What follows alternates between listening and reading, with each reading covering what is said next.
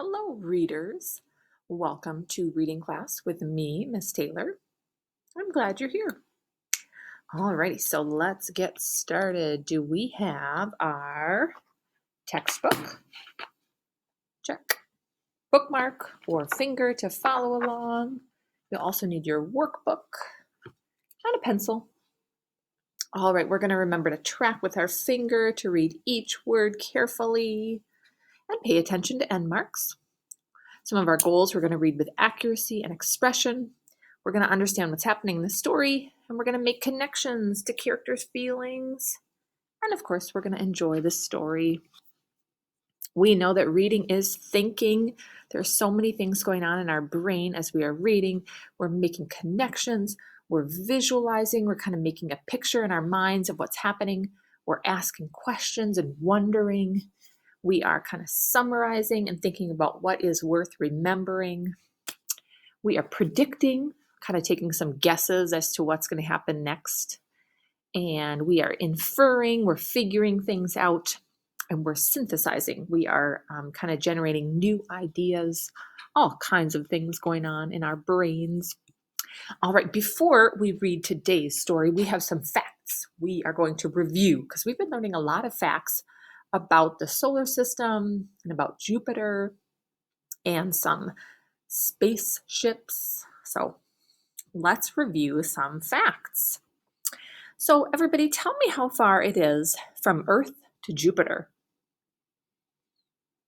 You remember? Yeah, it's 400 million miles. Holy cow, 400 million miles? That is really hard to think about. That is a lot of miles. How fast does Traveler 4 travel? Did you say 1,000 miles per second? Ooh, 1,000 miles per second. All right. How many planets are in the solar system? Well, in our book, it talks about 9. There's 9 planets because they're counting Pluto. Today, we actually say there's 8 planets, and then Pluto is kind of a dwarf planet.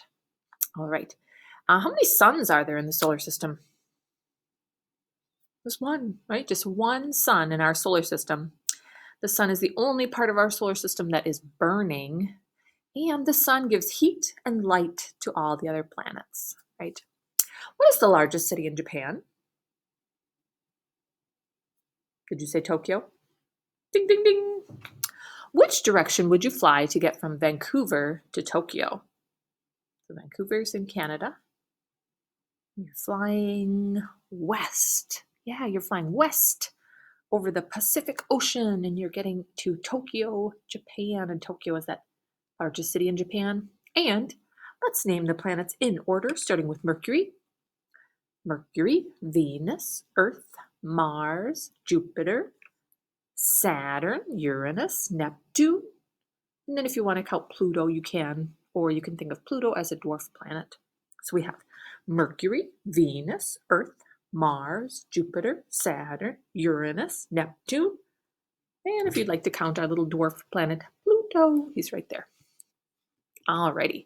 So we have, this was our new vocabulary sentence. It says lava erupted from the volcano's crater. Lava erupted. Ooh, look at that picture. Yikes. Everybody, what word means melted rock? Yeah, lava. What word means kind of coughed or spit out? Erupted. What do we call the enormous dent at the top of a volcano? Yeah, the crater. So the crater is right here. There's the crater. All right. Let's see. We already did our fact review. Let's skip over that one. Okay, so we have some words here. Let's take a look in our books. We're in lesson 61. We are going to learn about Io today. Ooh, cool. But first, let's take a look at our vocabulary words. Word 1 is receive. What word? Yeah, receive. Word 2 is assigned. What word? Yeah, nice job. A person who is assigned a book is the only person who can use the book. Someone who is assigned a room is the only one who can use the room. Word 3 is telescope. What word?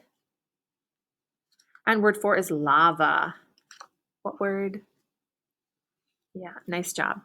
Oh, going back to telescope. A telescope is a device that makes distant things look large. So things that are far away would normally look very small. But a skeleton, not a skelescope, not a skeleton, a telescope makes things that are far away look large so we can see them. So it makes distant things look large. All right, let's go to column 2. And column 2, we are going to do this one the fast way. We're going to do it a fast way after number 1. So number 1 is equipped. What word?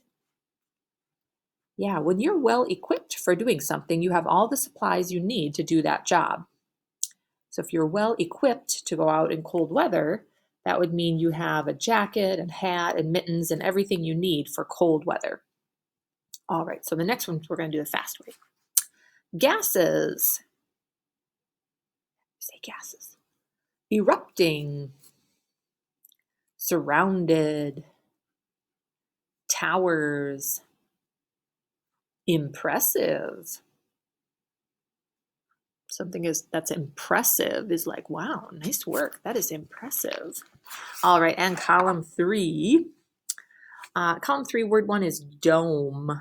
And a dome is kind of a rounded ceiling. So something that has a dome is kind of a rounded ceiling at the top. All right, so let's try. Oops, I'll get my picture out of the way here so we can read all the words. Here we go. Okay, so let's try the fast way. Dome. Restless.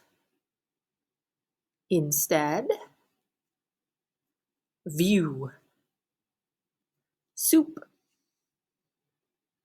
Program. Nice job.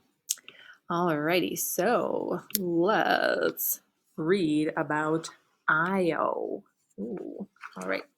So in your book, we are looking at lesson 61, and I have my teacher's book here if you're wondering. But anywho, so lesson 61, let's make sure we know what page that is on. So lesson 61 is page 304. So if you could please make sure you are following along with me. Books open to page 304. All right, let's read. Get your finger ready or a bookmark. The last 2 days of the trip went slowly. Wendy didn't sleep well on the last night. So everybody, how long does the trip from Earth to Jupiter take? Remember? 4.5 days. Yeah, 4.5 days. And how did Wendy sleep on the first night? Not very well. How about the second night?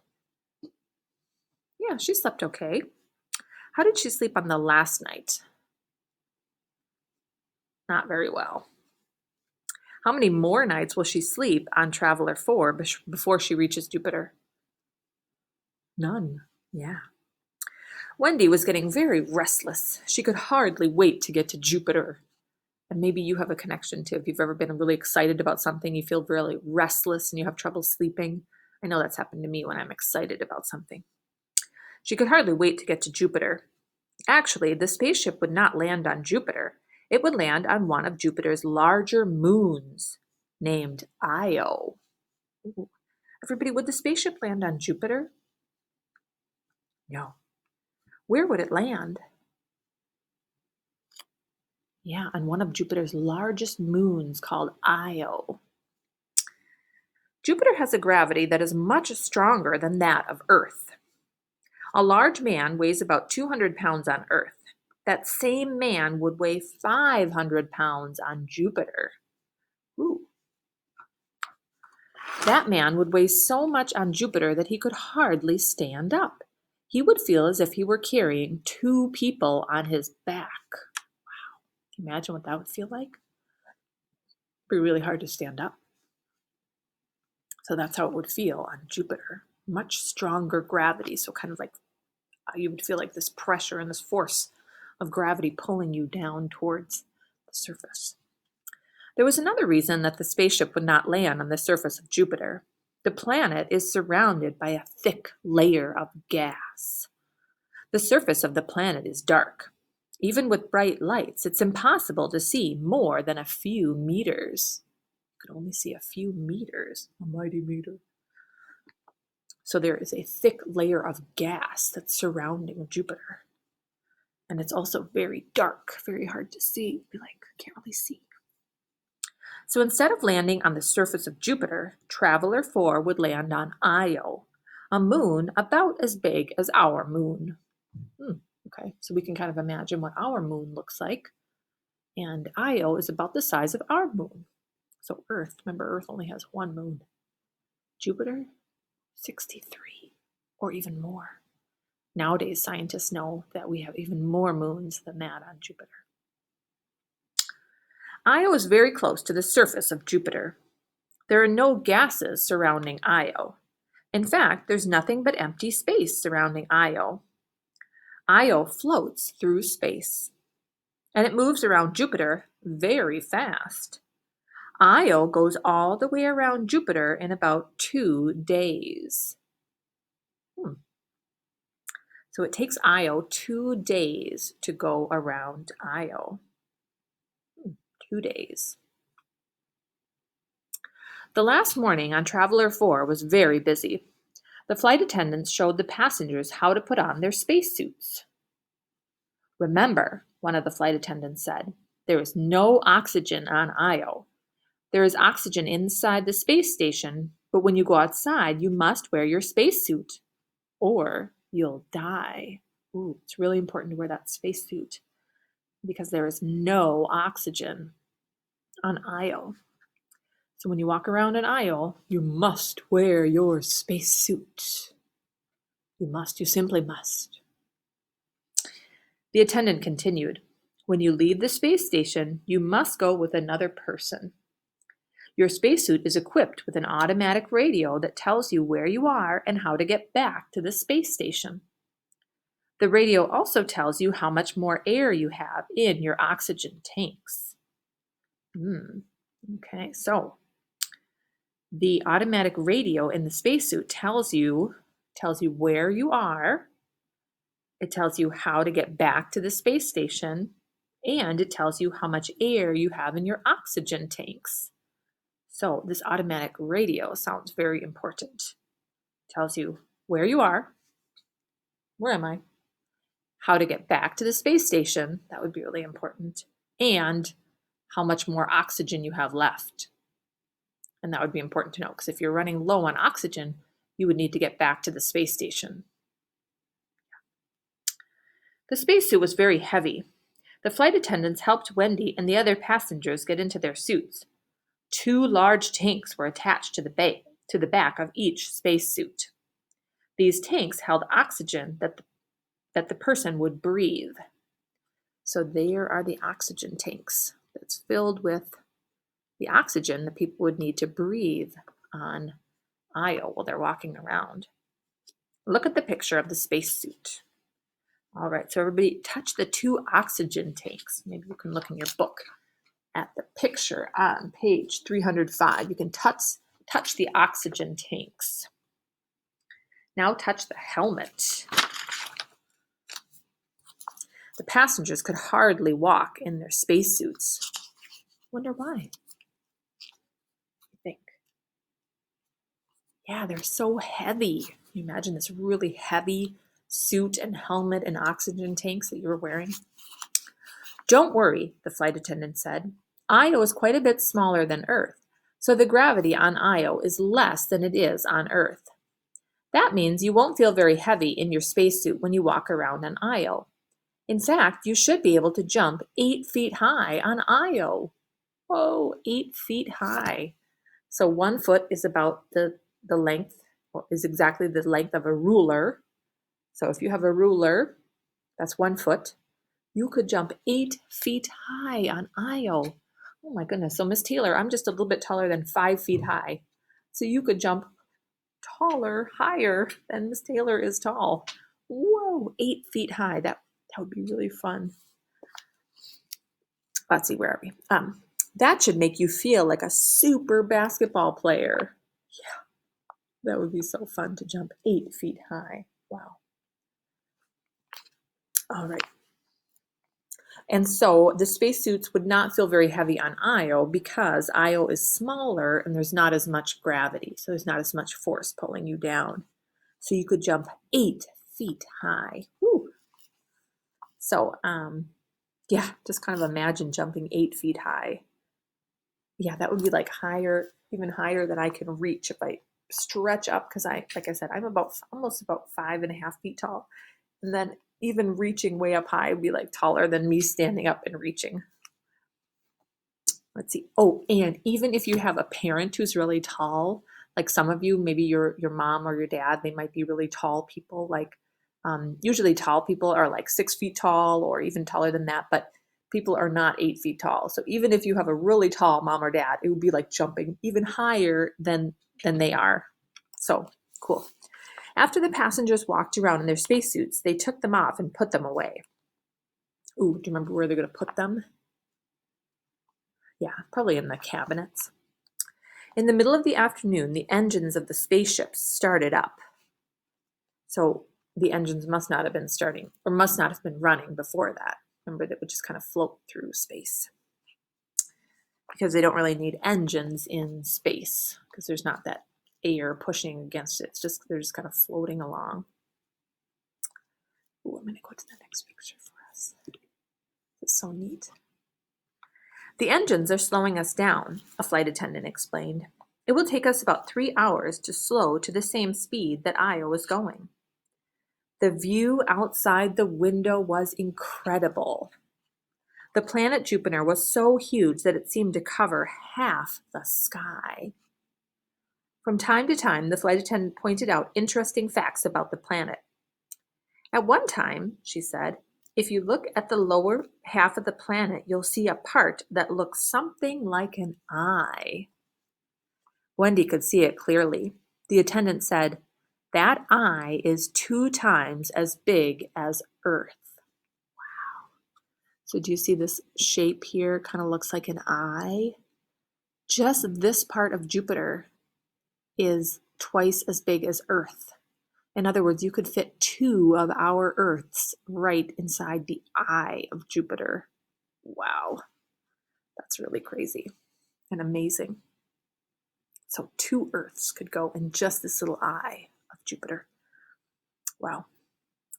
So everybody, in your book, so we're on page 305, touch the eye of Jupiter. There it is. You can touch the eye. Wow. And how big is that eye?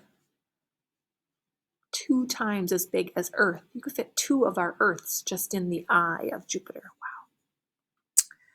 So you can imagine how big the planet is. Yeah, if you could fit 2 Earths just in the eye, imagine how huge Jupiter would look if you were seeing it outside the window. Wow, like Wendy is. All right, please read the rest of the story to yourself. Get ready to answer a couple questions.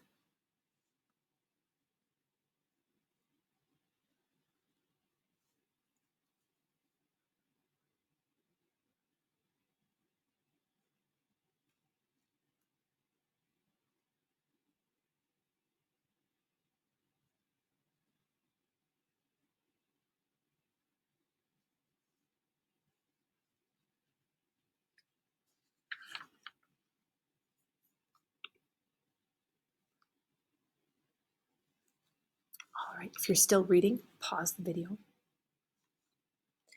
Everybody, what was the thin line of smoke from? Yeah, a volcano. And why was the pilot running the engines? To slow down the spaceship. Yep. What did the space station look like? Yeah, like a large dome, like a rounded ceiling with 3 towers next to it. So here's that dome, and then here's the 3 towers. Cool. All right, everybody touch the dome. That's the round part in the center. Right here's the dome. Now touch the towers. 1, 2, 3. wonder what they're going to do in there. This is going to be exciting. All right. Nice work, scholars. So what is next? Let's see. You are going to reread the story one more time on your own. You're going to answer the questions at the end of the story. Remember, you don't need to write them down, but you should know the answers. You're going to complete your workbook, read for 20 minutes. And again, that 20 minutes could be any time throughout your day. You could save it to before you go to bed would be a really good time to read. I know I love to read right before I go to bed. So enjoy the rest of your day, scholars. And we'll find out next time what Wendy does at the space station on Io. Have a great rest of your day, scholars. Bye.